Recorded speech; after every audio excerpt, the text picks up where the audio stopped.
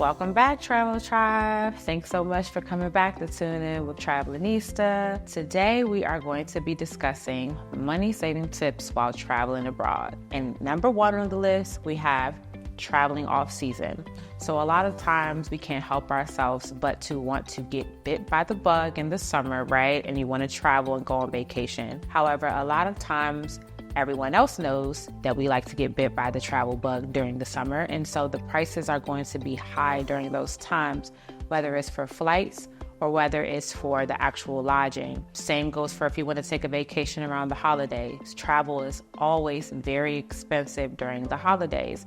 So if there's somewhere that you would like to go, consider researching when their off seasons are so that you can actually go during that time to save yourself hundreds of dollars. Number two on the list, we have utilizing public transportation. So I would not recommend this for all places abroad, but if you're traveling in a large group, it really doesn't matter. If you're traveling by yourself, I would not recommend it. However, if you have the opportunity to do so, definitely check into public transportation such as buses or shuttles, because oftentimes these cost a way lower fee than actually doing Ubers or private transportation. Number three on the list, we have accommodation. So here, if you haven't checked out the last video, make sure you check into where I talk about Airbnb versus hotels for lodging.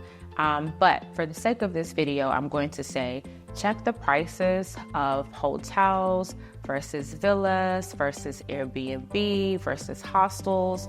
Just really check into all different types of accommodations for lodging so that you can compare and contrast which is going to cost most, which is most beneficial in terms of what places you're trying to visit, in terms of geographic location, etc., etc., etc. Next up on the list, I'm going to suggest that you guys research free attractions. Yes, there are certain cities in certain states and certain places internationally that offer really cool, really dope free attractions, such as museums, such as seeing animals, and the list goes on. Hiking, sightseeing, the list truly goes on. So make sure you plan ahead, you do the research. There's also another video on that on my channel so that you can actually see what attractions that you're interested in and if they actually have a fee, because a lot of times, some places or sometimes there are no fees associated with a lot of these tours and attractions. All right, next up on the list, we have limiting your souvenir spending. And so if you're anything like me, you love to grab all of the souvenirs for yourself or even for loved ones, but it actually can start to add up and get a little pricey if you're not careful. And then sometimes, you know how they'll have these random people on the beach trying to hustle, get money, take pictures with these rando animals and stuff. And I do it. I'm guilty. I do it too. But all of those things start to add up. So just make sure that you're budgeting appropriately ahead of time and you're not just spending money on those souvenirs, because it actually can add up and you can have a pretty expensive ticket just from souvenir spending. Next on the list, we have packing light.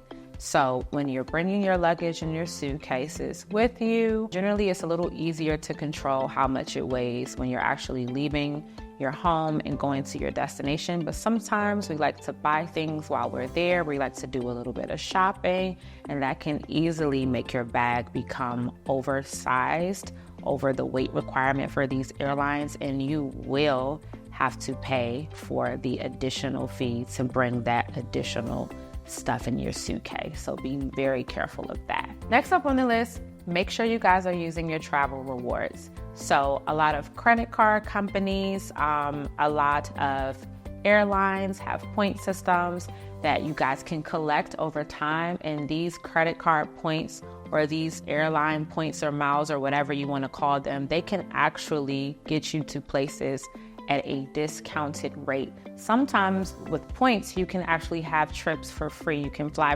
places for free. So just make sure that you are fully aware of the reward systems if you do utilize points and miles and things of that nature, because you can save a ton of money. And like I said, sometimes it's totally free if you're using the points that you've collected over time. And this will save you guys a ton of money. And lastly, guys, stay flexible. If you're flexible with the dates and you're flexible with the destination, you can definitely save yourself some money and actually bring in some cheaper options. All right, so that's it, guys. there you have it. These are Travelanista's money saving tips. I hope you guys enjoyed it. If I missed anything, if you guys have some tips that I didn't mention, please feel free to comment below. Come back next time for some more jewels and gems, Travelanista style.